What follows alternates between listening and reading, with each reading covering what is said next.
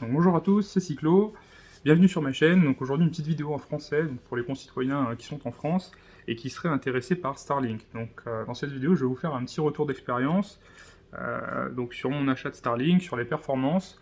Donc moi ça fait depuis mi-septembre donc, que j'ai installé Starlink chez moi et que je l'utilise. Donc avant je n'avais pas le choix, j'avais une connexion cuivrée donc en ADSL, donc avec 300 kT/s, donc c'était très compliqué même pour regarder une vidéo en 360p. Donc même pour lire des mails des fois ou accéder à Google, c'était assez lent. Et quand on n'a pas non plus le choix d'avoir un bon réseau 4G, bah, malheureusement on est très limité. Donc depuis août, Starlink a baissé ses prix fortement, donc de moitié, et aujourd'hui l'offre résidentielle donc pour les particuliers, elle est accessible à 50 € par mois. Donc ça reste cher, mais si vous avez un besoin à Internet très fort et que vous n'avez pas d'autre choix, ça peut être une bonne solution aujourd'hui. Donc avec 50 € par mois, auquel il faut ajouter un achat de matériel fixe, donc qui vous appartient après, donc ça va être l'antenne, le routeur Wi-Fi, qui est de 450 €. Donc après, le jour où vous ne l'utilisez plus, vous le revendez, etc. Voilà. Donc pour ce prix-là, vous avez des données illimitées, vous n'avez pas de priorité ou quoi que ce soit, donc ça va fonctionner exactement comme une box chez quelqu'un, en tout cas en termes de consommation de données. Alors attention toutefois, par contre, Starlink apporte vraiment une vigilance accrue sur tout ce qui est téléchargement illégal, etc. Plus qu'un autre opérateur que vous pourriez utiliser. Donc ça, c'est pour l'abonnement. Donc maintenant, au niveau de l'installation, donc ça va dépendre si vous êtes installé en appartement ou en maison. Donc si vous êtes en maison, l'installation la plus probable, ça va être de l'installer sur votre toit. Sur votre toit, pourquoi? Parce que votre antenne, elle doit pouvoir voir le ciel de manière dégagée. C'est-à-dire qu'il ne faut pas qu'il y ait d'arbres devant, il ne faut pas qu'il y ait une cheminée devant l'antenne, il faut que ce soit dégagé. Pour vérifier ça, vous allez télécharger l'application Starlink et vous allez aller dans l'onglet Visibility. Dans l'onglet Visibility, vous allez vous placer avec votre téléphone là où vous souhaiteriez installer l'antenne.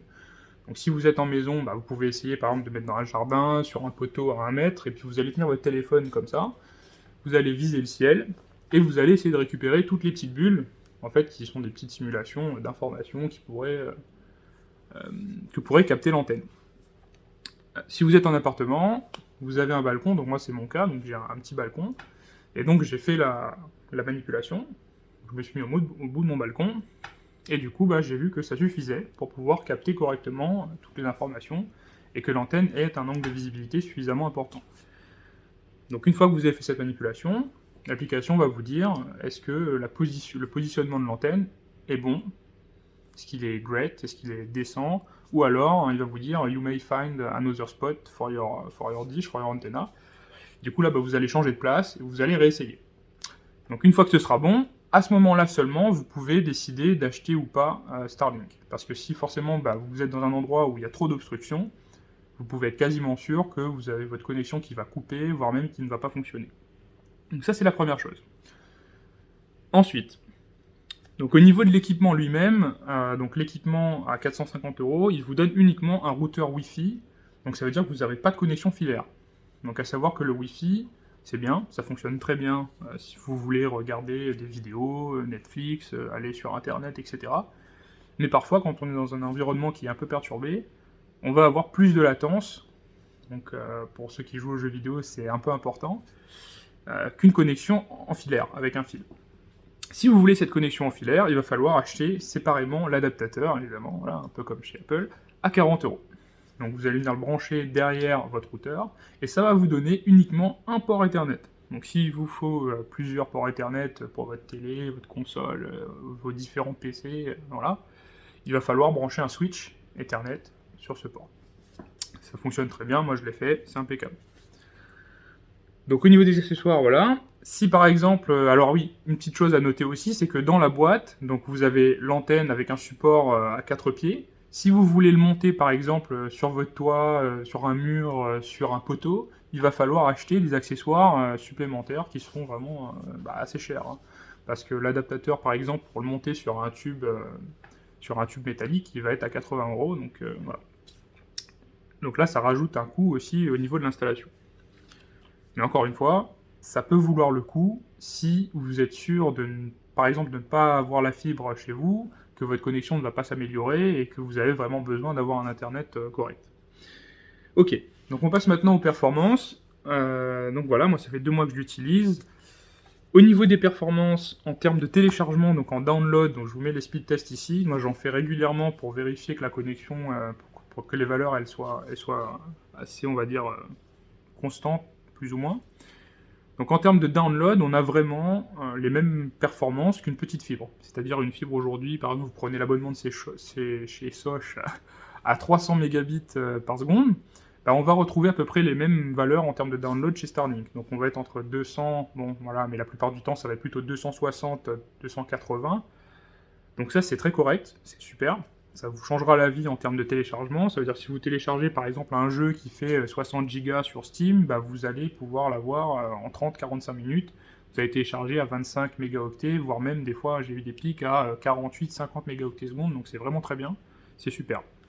Vous pouvez regarder des vidéos en 4K, Netflix en 4K, tout ce que vous voulez là-dessus, il n'y aura aucun problème. Donc le download, on va dire que c'est bon. En upload, donc là quand vous voulez envoyer des données, là par contre, c'est pas cool. C'est pas cool, c'est un peu comparable à ce qu'on a avec les téléphones, avec le cas de la 4G par exemple. C'est très faible, c'est pas comparable à ce qu'on a en download. Donc là sur Starlink, moi j'ai eu par exemple, au plus mauvais j'ai eu 6 mégabits par seconde, et au mieux j'ai eu 25-30 mégabits par seconde. Mais la plupart du temps, à chaque fois que je fais des speed tests, la valeur moyenne qui ressort c'est 10 mégabits à peine. Donc 10 mégabits en upload, ça va pas être suffisant si vous voulez transmettre du contenu en live, donc faire du stream par exemple en bonne qualité. Si vous voulez streamer par exemple en 720 ou 1080p et jouer en même temps, il va vous falloir avoir au moins 15 mégabits à 20 mégabits constant. Avec Starlink, l'upload et même le download, ce n'est pas constant. Donc le download, vous allez toujours avoir quelque chose qui sera au-dessus de 160-200 mégabits, il n'y a aucun problème. Mais l'upload, bah, vous allez faire 7 mégas, 25 mégas, 15 mégas. Donc ça va pas vous donner une qualité constante. Donc ça, c'est un problème. Donc à faire attention, si vous avez besoin de faire de l'upload de live, ce sera pas possible. Ou du moins, ce sera vraiment de très mauvaise qualité. Donc bon, voilà. Deuxième chose, et dernière chose, donc troisième chose, la latence, le ping. Donc ça aussi, c'est un point qui est assez important. Donc pour la plupart des gens, si vous voulez juste jouer, on va dire, le week-end, un petit peu comme ça le soir, ok, il n'y aura pas de problème. Si vous voulez juste regarder du contenu en très bonne qualité, il n'y aura pas de problème non plus. Si vous voulez aller sur Internet, il n'y aura aucun problème. Le seul problème, c'est si vous avez besoin d'un accès, en guillemets, temps réel.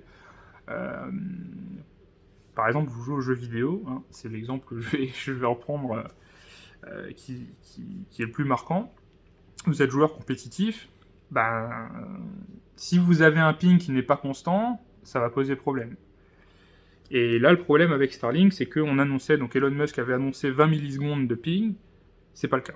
C'est clairement pas le cas. Donc après, dans quelle mesure ça a été annoncé?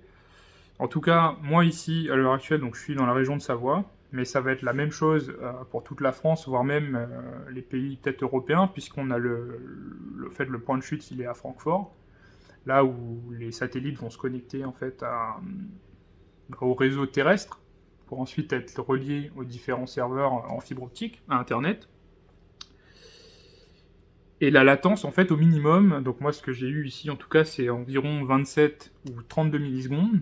Mais le problème, c'est que ce n'est pas stable. Donc au minimum. Au maximum, on peut aller jusqu'à 120-130 millisecondes. Donc je précise que quand je fais ces tests, il n'y a rien d'autre qui est connecté sur Internet. Il y a juste le PC qui ne fait pas de mise à jour, qui ne fait rien du tout, et qui envoie juste, par exemple, des requêtes sur un serveur Google. Donc je vais pinguer, je demande à un serveur Google, en gros, si ça va, et il me répond. C'est tout. C'est un ping sur Google, on envoie une requête, on a une réponse, c'est tout. Et le problème, c'est que c'est pas stable. Entre deux requêtes, on a le ping qui varie beaucoup. Donc on peut être à 30 ms, comme on peut être à 55 ms, comme on peut être à 80 ms, et ça fait que fluctuer comme ça. Donc moi j'ai contacté le service de Starlink et ils m'ont dit qu'en fait on avait le même phénomène pour tous les utilisateurs de la région. Donc c'est pas quelque chose d'isolé, c'est pas un problème, c'est la qualité actuelle du réseau Starlink. Donc ça veut dire que le réseau Starlink, donc ça doit être la connexion entre les satellites ou alors la surcharge du réseau qui crée cette variation de ping. Ça veut dire que quand vous jouez à un jeu, vous commencez, vous rentrez dans votre jeu, vous êtes à 55 millisecondes, voilà, par exemple, quand on joue, enfin moi je prends l'exemple quand je suis sur Overwatch ou Call of Duty, là, le dernier qui vient de sortir, Modern Warfare 2, 50 millisecondes, et puis bam, tout d'un coup, 60. Tout d'un coup, 85, 90, 100, 110. Donc en plus des problèmes de serveur qu'il peut y avoir sur ces jeux-là, vous allez avoir une variation qui peut aller du simple au double. Donc sur des jeux où les serveurs sont relativement proches, par exemple comme les serveurs de Riot Games pour League of Legends ou Valorant, donc on a des serveurs à Francfort, ça veut dire que de chez moi, on va au satellite, du satellite on va à Francfort, et à Francfort on reste à Francfort puisque les serveurs sont à Francfort. Donc là, il n'y a pas vraiment beaucoup de déplacements à faire. On se retrouve avec une latence qui normalement est de 25 à aller entre 20 et 25 millisecondes, mais on va avoir des sauts de ping, des sauts de latence qui vont aller à 80, à 60, et puis redescendre à 30, et puis remonter à 45. Et ça va être tout au long de la partie. Donc si à un moment donné, vous devez être par exemple en face à face avec un autre adversaire, si vous avez un saut de ping qui va doubler votre ping, vous avez perdu, c'est terminé. Voilà. Donc je vous mets par exemple le détail du ping sur le test que j'ai fait. Donc ça c'est vraiment quelque chose à prendre en compte. Donc, dépendant de votre utilisation, si vous êtes vraiment orienté, par exemple, joueur compétitif, attention, ça pourra vous faire rager quelquefois. Voilà. Donc, sinon ça, à part pour le problème du ping, où là, malheureusement, même un ADSL cuivré, on est quand même beaucoup plus stable avec 300 kT/s sur une liaison filaire qu'avec Starlink, malheureusement. Donc peut-être privilégier une solution comme avoir la DSL et puis à côté Starlink pour les téléchargements. Mais ça commence à revenir cher.